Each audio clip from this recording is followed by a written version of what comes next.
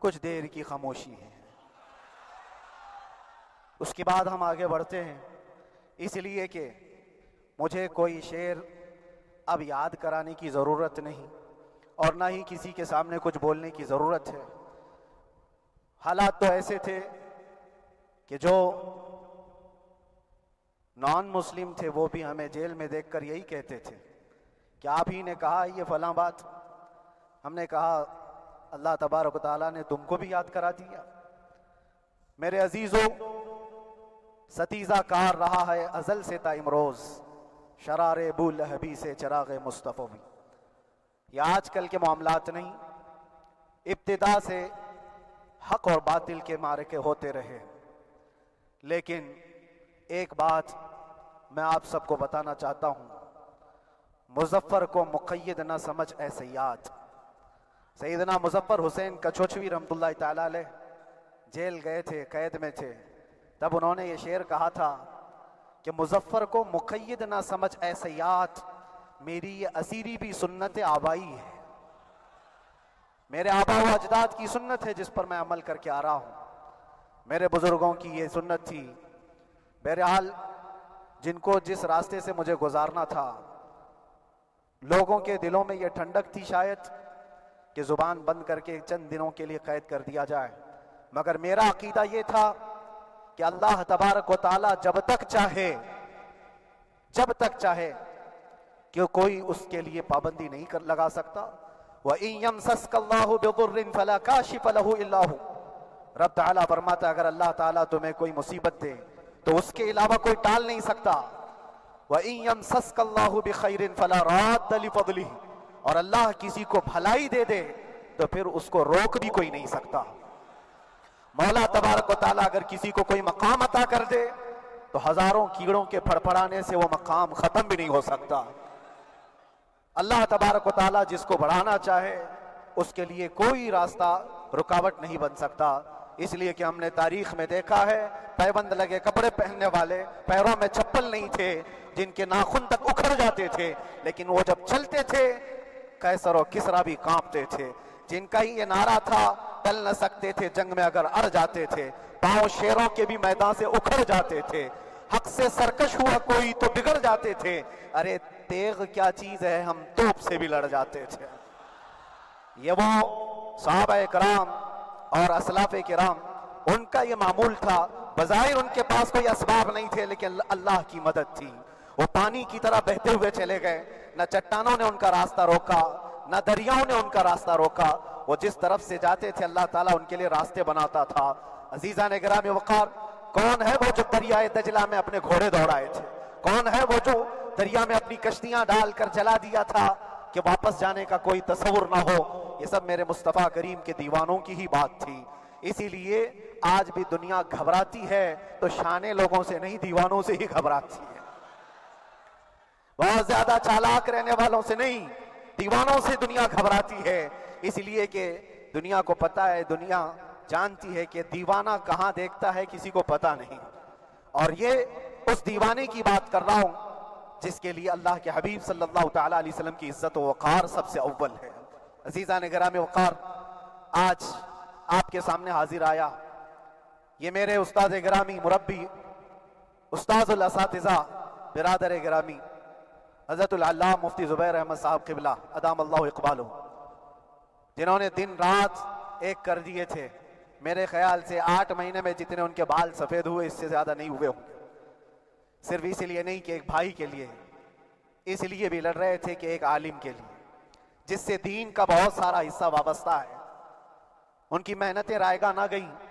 بہت سارے میرے احباب و اقربا، خاص طور پر مدن پورہ اور وکرولی سے، جنہوں نے اپنے گھر بار چھوڑ کر میرے لیے دوڑتے بھاگتے رہے، اللہ رب العزت اس بات کا شاہد ہے، ایک ایک دن اندر میں نے سب کے لیے دعائیں کی ہیں، اور ایسا نہیں کہ کوئی دن بھولا جاتا، اور باہر کی ہمیشہ یہ خبریں آتی رہتی کہ حالات کیسے کے کیسے ہوتے جا رہے ہیں۔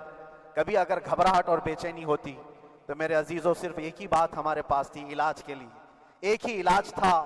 جب بے چینی بڑھ جاتی، اپنوں سے رابطہ نہیں ہو پاتا اور کسی کے خبر نہ پہنچتی، کھانے پینے کی تکلیفیں، رہنے سہنے کی مصیبتیں جب سر پر آتی تو ایک ہی علاج تھا، ان کے نثار کوئی کیسے ہی رنج میں ہو، ان کے نثار کوئی کیسے ہی رنج میں ہو، جب یاد آ گئے ہیں سب غم بھلا دیے ہیں، جب یاد آ گئے ہیں سب غم بھلا دیے ہیں۔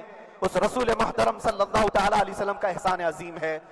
بار بار مجھے یہ احساس ہوتا رہا، پوری دنیا اگر چھوڑ دے مگر یقین تھا آمنہ کا لال کبھی نہیں چھوڑے گا، اور چھوڑا بھی نہیں، اور چھوڑا بھی نہیں۔ ہر رات جو ہمارا معمول تھا، ہم نے جو دیکھا، ہماری پچھلی زندگی میں ہم نے اتنے عجائبات نہیں دیکھے ہوں گے جو 8 مہینے کے اندر ہم نے دیکھے۔ نبی پاک صلی اللہ تعالیٰ علیہ وسلم کے انعامات و اکرامات، رب تبارک و تعالیٰ کی مدد سے دل مضبوط ہوتا ہے۔ عزیزان گرامی، ہم نے تو وہاں ایسے لوگوں کو دیکھا جو ڈپریشن کا شکار ہو کر کافر بھی ہو گئے، اور حالات سے گھبرا کر کے وہ انکار کر بیٹھے، کوئی خدا نہیں ہے، کوئی مدد نہیں آتی ہے۔ ایسے حالات وہاں دیکھے، لیکن ان حالات میں بھی اللہ تبارک و تعالیٰ کی مدد ساتھ رہی۔ رسول پاک صلی اللہ تعالیٰ علیہ وسلم کا انعام و اکرام یہ تھا کہ جس طرح سے گئے تھے اسی طرح سے واپس بھی آئے، جس طرح سے گئے تھے ویسی واپس آئے، اور نہ میرے مصطفیٰ نے باہر میری عزت میں کمی کی، نہ اندر عزت میں کمی کی، کہیں پر بھی نہیں۔ الحمدللہ، جس شان کے ساتھ رسول پاک صلی اللہ تعالیٰ علیہ وسلم اپنے چاہنے والوں کو رکھتے ہیں، وہ میں نے دنیا میں دیکھا۔ اور پھر یہ عرض کیا، آقا آج آپ کی عزت پر بات کرنے والے کو چاہے وہ 1000 کال کوٹری کے اندر ہو، آپ عزت کے ساتھ بٹھاتے ہیں، تو پھر قیامت کے دن اس کی عزت کا کیا حال ہوگا؟ عرش حق ہے مسند رفعت رسول اللہ کی، دیکھنی ہے حشر میں عزت رسول اللہ کی۔ میرے عزیزو، ایک بات کو طے کر کے چلو، انہیں جانا انہیں مانا، نہ رکھا غیر سے کام، للہ الحمد میں دنیا سے مسلمان گیا۔ اس ایک بات میں جو عزت ہے، دنیا کے کسی مقام و منصب اور مرتبے میں عزت نہیں ہے۔ اور حالات دنیا انشاءاللہ میں سناتا رہوں گا۔ اللہ تبارک و تعالیٰ جب تک یہ زبان رکھا ہے، حق بولتے رہیں گے اور سناتے رہیں گے، اور بھی حالات آپ کو انشاءاللہ العزیز آگے سناتے رہیں گے۔ لیکن آج خصوصیت کے ساتھ میں جمعہ کے لیے اسی لیے حاضر آیا کہ یہاں کے لوگ پل پل یاد کرتے رہے۔ حضرت مجھے ہر بار خبر دیتے کہ جب نماز سے فارغ ہو کر کے میں نکلوں تو مجھے لوگ پکڑ لیتے، کیا ہوا، اب کیا خبر ہے؟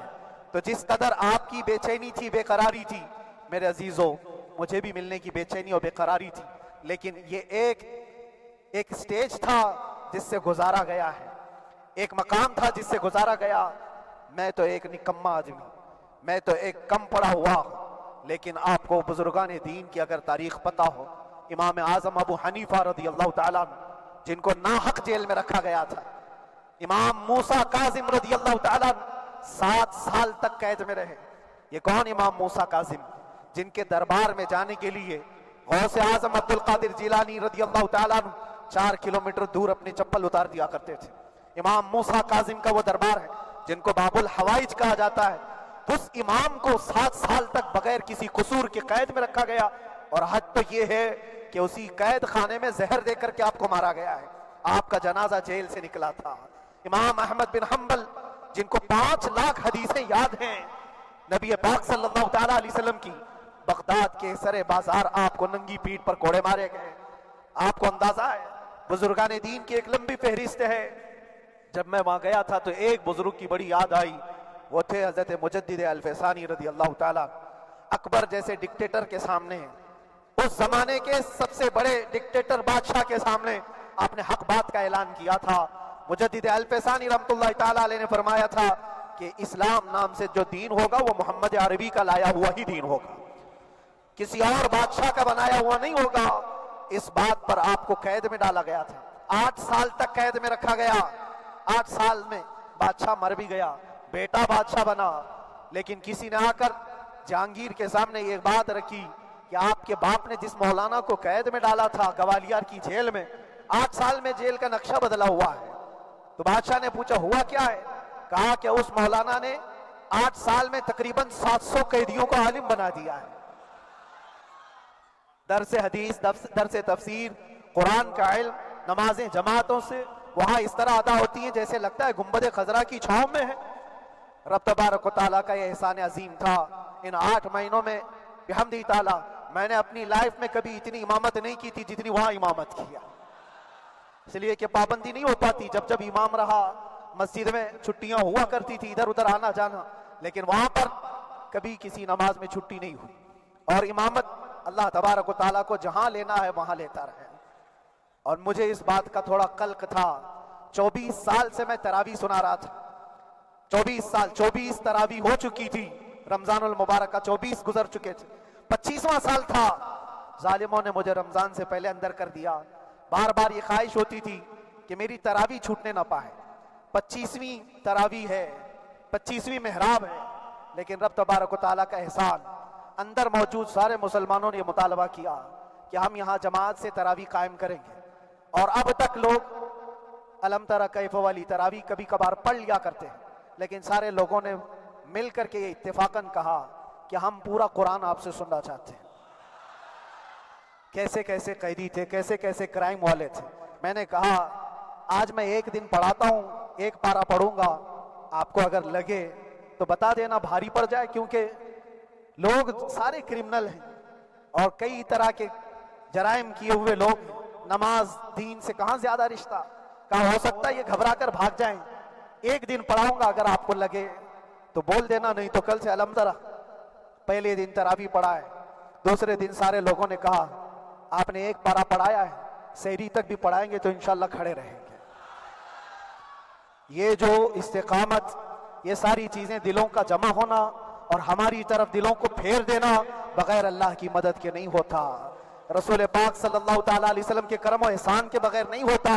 وہ تراویح بھی پڑھتے رہے، تفسیر قرآن بھی سنتے رہے اور قرآن کی تعلیم بھی لیتے رہے۔ پھر مجھے اندازہ یہ ہوا کہ رب تبارک و تعالیٰ کی منشا یہ تھی کہ ہماری تراویح کی محراب کی سلور جبلی جیل کے اندر ہو جائے۔ مجھے اس بات کا کوئی قلق نہیں رہا کہ میری کوئی چیز چھوٹ گئی ہے۔ ہاں، عید، بقرعید، محرم، یہ تمام چیزیں لوگوں کی یاد تو رہتی، رشتہ دار، احباب اقربا کی یاد، لیکن اللہ کی مرضی، میرا رب تبارک و تعالیٰ جو پسند کرے اس میں ہم راضی ہیں۔ اگر مولا یہ چاہتا ہے کہ میں تنہا پڑھوں تو اس کی رضا میں ہم راضی ہیں، اگر وہ چاہتا ہے کہ مجمع ہزاروں میں ہم نماز ادا کریں تو اس کی مرضی پر ہم قائم ہیں۔ عزیزان گرامی وقار، صبر اور سکون کے ساتھ جو حالات گزرے اس میں سب سے بڑا کردار آپ سب کی دعاؤں کا ہے، سب کی دعاؤں کا۔ مشائخ، سارے پیران اعظام، تمام سلاسل کے اور ہر مسجد کے امام اپنے محراب اور منبر سے جو دعا کرتے رہے، یہ سارا ذخیرہ میرے لیے اتنا بڑا ہے جس کو میں بیان نہیں کر سکتا۔ ہر ایک کی جانب سے دعائیں، عورتوں، بچوں کی طرف سے منتیں، روزے، نہ جانے کیا کیا کر لیا۔ پھر مجھے اندازہ ہوا کہ صرف اپنے آرام اور اپنی راحت کے لیے پھڑپھڑانے سے کچھ نہیں ہوگا۔ رب تبارک و تعالیٰ یہ چاہتا ہے کہ پوری امت مل کر کے اس فقیر کے لیے دعا کرے، اور اللہ تعالیٰ کو جب تک منظور تھا تمہاری دعائیں ہوتی رہی۔ بعض لوگوں کو یہ خیال بھی آیا، کچھ میرے احبا اقربا رشتہ داروں نے بھی کہا اتنی ساری دعائیں ہوئیں قبول کیوں نہیں ہوتی؟ ایک بات یاد رکھو، پوری دنیا مل کر کھڑے ہو کر دعا کرے، اللہ کی قدرت پر کوئی کام کرنا واجب نہیں ہے، اللہ پر کوئی چیز واجب نہیں ہے، اگر وہ اپنے فضل سے عطا کر دے تو اس کا احسان ہے، اس کا احسان ہے۔ اب چاہے وہ سال بھر میں قبول کرے کہ 5 سال میں قبول کرے، ایک بات یاد آتی ہے میرے عزیزو، ہماری قید تو 8 مہینے کی ہوگی، ان بزرگان دین کی قید 8 سال 7 سال۔ امام محمد بن حسن عسکری 20 سال تک قید میں رہے، 20 سال تک اندر سلاخوں کے پیچھے بند رکھا گیا۔ یہ اہل بیت اطہار ہیں، ائمہ اعظام ہیں، ان کی تکلیفیں دیکھ کر پھر ہماری تکلیف چھوٹی لگتی، اور پھر نبی پاک صلی اللہ تعالیٰ علیہ وسلم کی یاد آتی۔